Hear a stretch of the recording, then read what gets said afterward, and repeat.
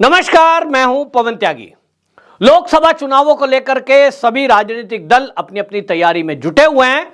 वहीं एक बार फिर देखने को मिल रहा है कि बॉलीवुड समेत सोशल मीडिया पर कुछ एक्टिविस्ट और मीडिया में भी अब फिर से वही टुकड़े टुकड़े गैंग एक्टिव होता दिखाई दे रहा है।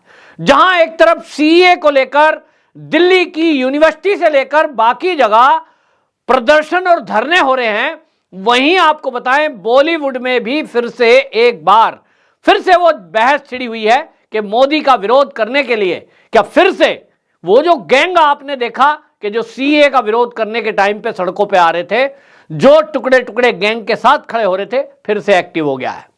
आमिर खान की पत्नी किरण राव, जिसको आपने देखा कि वो जो है पिछली बार जब 19 का चुनाव आया था तो एक इंटरव्यू में आमिर खान कह रहे थे कि मेरी पत्नी कह रही है कि उसको यहां इस देश में रहने में डर लगता है। अब उसको डर लगता है कि नहीं, लल्लन टॉप के पत्रकार ने ये तो नहीं पूछा उस इंटरव्यू में। हालांकि वो अपनी एक पिक्चर को प्रमोट करने के लिए आई थी और उसके संबंध में जो लापता लेडीज वो मूवी है उसके बारे में बात कर रही थी, लेकिन उसने बातों बातों में लल्लन टॉप में अपना एजेंडा रख ही दिया और उसने बोला कि देखिए जिस तरह से आज मोदी सरकार में ये आधुनिकीकरण किया जा रहा है, रेलवे स्टेशन को आधुनिक बनाया जा रहा है, हमें तो शूटिंग के लिए पुराना टाइप का रेलवे स्टेशन चाहिए जो हमें नहीं दिख रहा है। मतलब कमी ढूंढने वाले को कमी मिल ही जाती है।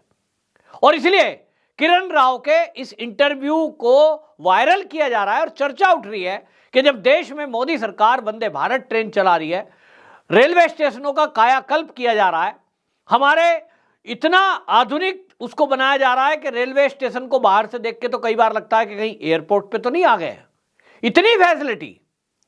और बॉलीवुड में कुछ वो तबका है जो मोदी की कमियों को ढूंढने में लगा हुआ है, उसी में एक किरण राव है। इसको यह भी नहीं लग रहा कि जिस तरह से आमिर खान से इसके संबंध विच्छेद हुए और संबंधों में जिस तरह की तल्खियां आई, उसके बाद भी आप देख लीजिए इनको कोई फर्क नहीं पड़ता, इनको एजेंडा चलाना है और ये एजेंडा चलाने के लिए फिर से मैदान में उतरने लगे हैं। अब वो धड़ा हमें फिर से देखने को मिल सकता है जो हमने 19 के चुनाव में देखा। दीपिका पादुकोण को देखा हमने, जिस तरह से सीए का प्रोटेस्ट कर रहे थे जेएनयू वाले और उनके बीच फोटो शूट करा के गई रात के 12 बजे। तो क्या ये फिर से बॉलीवुड गैंग एक बार फिर मोदी सरकार के विरुद्ध खड़ा हो गया है? और सवाल यह भी उठता है कि बॉलीवुड वालों को इससे क्या फर्क पड़ता है। तो आपको बता दें, फर्क साफ है, क्योंकि मोदी सरकार ने जिस तरह से बॉलीवुड के क्लीनिंग के लिए ड्रग माफिया पर लगाम लगाई है, 20,000 करोड़ की ड्रग मोदी सरकार के कार्यकाल में पकड़ी गई है। अब ड्रग लेने वाले अब ये खोजते हैं कि ड्रग कैसे लें। और आपको बताएं, ये मोदी ही सरकार थी, इनको लग रहा है कि जिस तरह से आपने देखा ना कि वो शाहरुख खान के बेटे के मामले में ड्रग पार्टी, क्रूज पार्टी थी और उसमें पकड़ धकड़ हुई और उसके बाद ये पूरा एक माफिया गैंग, सुशांत सिंह राजपूत की हत्या के बाद इनकी चर्चा हुई और इसी में आपने देखा दिशा सालियान की हत्या। और फिर ये पता लगता है जो आपने देखा कि कंगना रनौत ने इन सबकी पोल पट्टी खोली कि यहां तो एक ड्रग माफिया काम कर रहा है, किस तरह से ड्रग की लत लगाई जाती है, लोगों को पार्टियां ऑर्गेनाइज करके उसमें बुलाया जाता है और जो बॉलीवुड में नया आया है उसको लत में धकेला जाता है। जो इनकी उस पार्टियों में नहीं आता, जो इनके विचारों पे नहीं चलता, उसको अलग थलग कर दिया जाता है, उसका मजाक बनाया जाता है, उसको मूवी नहीं लेने देती और उसको अलग थलग करके बिल्कुल बेकार कर देते हैं। ये जो षड्यंत्र हो रहा था, इस नेक्सस को तोड़ने का काम मोदी सरकार ने किया। तो आज खुलकर के जो ड्रग पार्टी करने वाला बॉलीवुड था, आज वहां खुलकर ड्रग पार्टी नहीं होती। जैसे पहले चौड़े होकर के वीडियो बनाया करते थे, आपने देखा ना दीपिका पादुकोण का video, Karan Johar video shoot कर रहा था, बाद में उसको सफाई देनी पड़ गई क्योंकि वहीं समीर वानखेड़े जैसा ईमानदार अफसर जब लगाया गया तो उसने एक के बाद एक खुलासे किए। यह बात अलग है कि एनसीबी डिपार्टमेंट में अब आपस के झगड़े में ये जो बॉलीवुड की गंदगी क्लीन होनी थी, ये क्लीनिंग रुक गई है। लेकिन मोदी सरकार का तीसरा टर्म आने दीजिए, मोदी सरकार जब तीसरी बार टर्म शुरुआत करेगी, सबसे पहला काम इस बॉलीवुड की क्लीनिंग का होना है। सुशांत सिंह राजपूत के हत्यारे लोग कहते हैं, मुझसे पूछते हैं, सुशांत के फैन पूछते हैं, त्यागी जी आप बताइए, आप तो पॉलिटिक्स में ध्यान रखते हैं, ये कब होगा, हमें न्याय कब मिलेगा।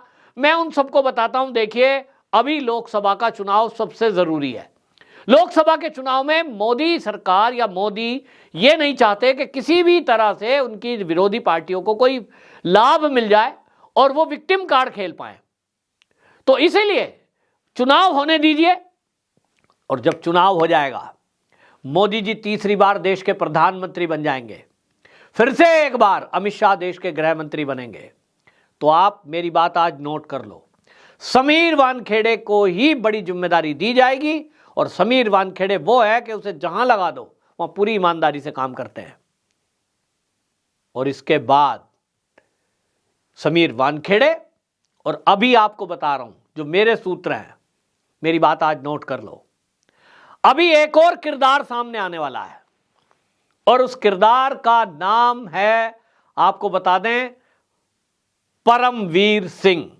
ये परमवीर सिंह आपको याद होगा, मुंबई के पुलिस कमिश्नर था, और जिस तरह से रिपब्लिक भारत चैनल को अर्नब गोस्वामी को परेशान किया गया और फर्जी टीआरपी का केस बनाया गया, इस सब में अर्नब गोस्वामी की कोर्ट से जीत हो गई है। लेकिन अब सवाल यह उठता है कि आखिरकार ये षड्यंत्र किसने करवाया था। तो अर्नब गोस्वामी रिपब्लिक भारत की जो विरोध में बात हुई थी वो किस लिए हुई थी, साफ पता लग रहा है, क्योंकि सुशांत की रोज जो मौत है, जो हत्या है, उस पर केवल अगर कोई नेशनल चैनल बात कर रहा था, सोशल मीडिया पर जो चैनल था उस पर हम बात कर रहे थे, मैं दावे से कहता हूं हम थे जिसने धमकियों के बावजूद मैंने डेली न्यूज की उस पर कि सुशांत के हत्यारों को खुलासा करो, दिशा सालियान पर और समीर वानखेड़े के पक्ष में खड़े हुए। मैं एनसीबी के हेडक्वार्टर तक गया व्यक्तिगत रूप से, मेरा कोई लिंक नहीं है समीर वानखेड़े से, मैं आज तक मिला नहीं हूं फेस टू फेस, लेकिन एक ईमानदार अफसर का साथ देना चाहिए, मेरी अंतरात्मा ने कहा। तो मैं विश्लेषक होने के बावजूद अपना काम छोड़कर, छुट्टी लेकर समीर वानखेड़े के सपोर्ट में गया, अधिकारियों से बात की कि भाई एक आदमी को आप परेशान कर रहे हो, सीबीआई में उसको बुला रहे हो, कभी एनसीबी में उसको बुला रहे हो, वो बंदा जो इन क्लीनिंग प्रोसेस में था करोड़ों अरबों रुपए ले लेता, वो भी रिश्वत ले लेता, लेकिन वो जिस तरह से फंसाया गया और जिस तरह से वरिष्ठ अधिकारियों ने उसको फंसाया, उस पर भी आप देखेंगे कुछ दिनों में फैसला होगा। लेकिन जैसा मैंने कहा कि तीसरा टर्म आने दीजिए, ये पूरा खुलासा होगा। ये किरण राव जैसी जो जिनको भारत में रहने से डर लग रहा है, ये निश्चित रूप से या तो भारत छोड़ जाएंगे या तो ये बकवासबाजी करना बंद कर देंगे। ये फिर से जो मेंढक की तरह जैसे बरसाती मेंढक निकलते हैं, ये किस लिए निकले हैं ये भी आपको बता दूं, क्योंकि इस किरण राव को लगता है कि एक बार फिर से वो माहौल क्रिएट किया जाए ताकि मोदी के विरुद्ध माहौल बना दिया जाए। और इसलिए ये चाहते नहीं है कि मोदी तीसरी बार पीएम बन जाए, क्योंकि मोदी जी अगर तीसरी बार आ गए तो ये पूरा बॉलीवुड खत्म हो जाएगा। क्योंकि योगी आदित्यनाथ ने तो ग्रेटर नोएडा में घोषणा ही कर दी, काम चालू हो गया है, जमीन की तलाश हो गई है, एक्वायर करने का काम शुरू हो गया है, तो बॉलीवुड बन जाएगा उत्तर प्रदेश में। और ये जो बॉलीवुड है, जहां ड्रग पार्टियां होती हैं, जहां नेपोटिज्म होता है, जहां हत्याओं का रहस्य नहीं खुलता है, जहां गरीबों के ऊपर अत्याचार होता है, जहां ये किरण राव जैसे लोग रहते हैं जिनको भारत में रहने से डर लगता है, इन सब का हिसाब होगा। ये भूखे मरेंगे और ये कहीं होटलों में नौकरी करते आपको नजर आएंगे। लेकिन आज की डेट में इनका दिमाग इतना हाई है, इनको लगता है कि इनको लाखों लोग फॉलो करते हैं, जो भी बोल देंगे वो मीडिया में जाएगा। तो अभी मीडिया में पैसा है इनके पास देने के लिए। हालांकि अभी भी ये कौन सा धंधा करते हैं ये सब रहस्य बना हुआ है, लेकिन निश्चित जान लीजिए इनका हिसाब होने वाला है। और इसलिए बॉलीवुड का एक गैंग पूरी तरह कोशिश में है कि तीसरी बार किसी भी तरह मोदी सरकार ना बन जाए। मोदी अगर बन गया, अमित शाह गृह मंत्री बन गया, तो समीर वानखेड़े जैसे अफसर एनसीबी के हेड बनेंगे। मैं कहता हूं बनना चाहिए, हालांकि वो अलग डिपार्टमेंट है, लेकिन अमित शाह हमेशा इस तरह के कड़े फैसले करने के लिए जाने जाते हैं। उनको आप डेपुटेशन पर भेज रहे थे, डेपुटेशन पर उसको हेड बनाना जरूरी है, क्योंकि वहां ड्रग है, पैसा है, और वहां पर वो सब है जो बॉलीवुड में गंदगी है, हीरोइनें हैं, वो सब गंदगी परोसी जाती है और उसके लालच में दलदल में फंसकर लोग वहां रफा दफा मामलों को कर देते हैं। तो बहुत ईमानदार आदमी की वहां जरूरत है। और ये सब काम होगा। तीसरे टर्म में मोदी जी पीएम बनेंगे तो उसके बाद आप देखेंगे कि सुशांत सिंह राजपूत के मौत का रहस्य, दिशा सालियान की मौत का रहस्य, ये भी उजागर होगा। और जो आप समझ रहे हैं कि बड़े से बड़ा नेता का बेटा कोई इसमें शामिल है, जैसा कि हमेशा आपने देखा है कि बीजेपी के एक नेता तो प्रेस कॉन्फ्रेंस करके कहते रहे, ये सब तभी जेल में जाएंगे, क्योंकि अभी जेल में डाल दिए तो ये सब बवाल काटेंगे और कहीं ना कहीं बीजेपी की सीटों में कमी ना आ जाए, ये डर है। और ये हकीकत है, क्योंकि जनता बहुत पागल टाइप है, उसको मतलब नहीं है, उसको ये नेता लोग कैसा यूज करते हैं, कभी जाति में फंसाएंगे, कभी उनको बाला साहब ठाकरे जी के नाम से कुछ करेंगे। और इसीलिए बीजेपी चाहती नहीं है कोई भी रिस्क लेना। और इस समय अब इनकी बौखलाहट दिखाई दे रही है। बॉलीवुड का वो जो गैंग है टुकड़े टुकड़े, आपको दिखाई देगा मोदी के विरुद्ध कहीं ना कहीं ये डर की वजह से चुप हैं कि भाई तीसरी बार आ ना जाए।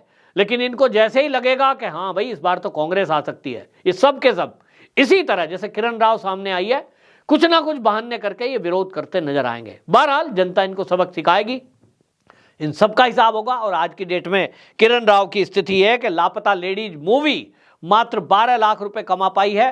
5 करोड़ की लागत से बनी हुई फिल्म, इसका कलेक्शन अभी तक लगभग 9 करोड़ हो पाया है। क्योंकि लापता लेडीज बनाने वाली जो किरण राव है, इसको हालांकि इसके विरोध में अभी कोई अभियान नहीं चला।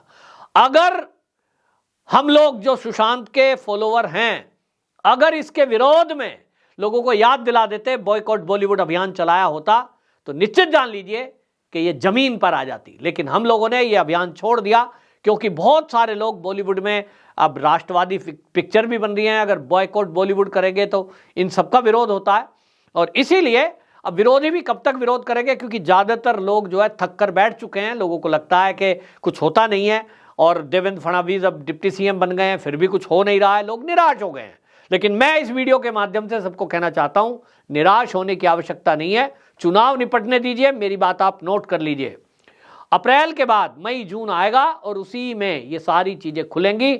और इस खोलने में महत्वपूर्ण कड़ी परमवीर सिंह है, जो अगले कुछ दिनों में आपको प्रकट होते नजर आएंगे और दूध का दूध पानी का पानी हो जाएगा।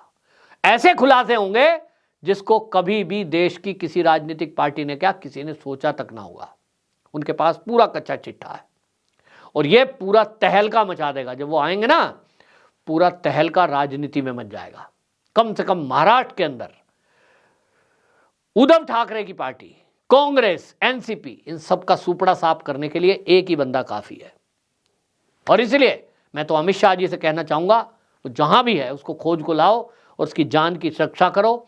और वो बहुत महत्वपूर्ण कड़ी हो सकती है, क्योंकि उसके पास सब सबूत हैं कि फर्जी टीआरपी केस में फंसाकर अर्नब गोस्वामी को और रिपब्लिक चैनल को किसके कहने पे बंद किया जा रहा था। आज तक की टीआरपी बढ़ाने के लिए क्या क्या नाटक नौटंकी हो रही थी। सुशांत सिंह राजपूत की मौत का रहस्य क्या है, किसने पोस्टमार्टम रिपोर्ट में बदलाव किए, किसने सबूत मिटाए, कौन पुलिस वाले थे, 100 करोड़ की उगाही करने वाले कौन लोग थे, एनसीपी के नेताओं को जो पैसा दे रहे थे। ये सब चीज़ें खुलकर सामने आना बहुत ज़रूरी है। युवा जो है खास तौर पे, वो बहुत इंतज़ार में है, निराशा के साथ। आपकी क्या राय है, कमेंट बॉक्स में ज़रूर बताएं। वंदे मातरम।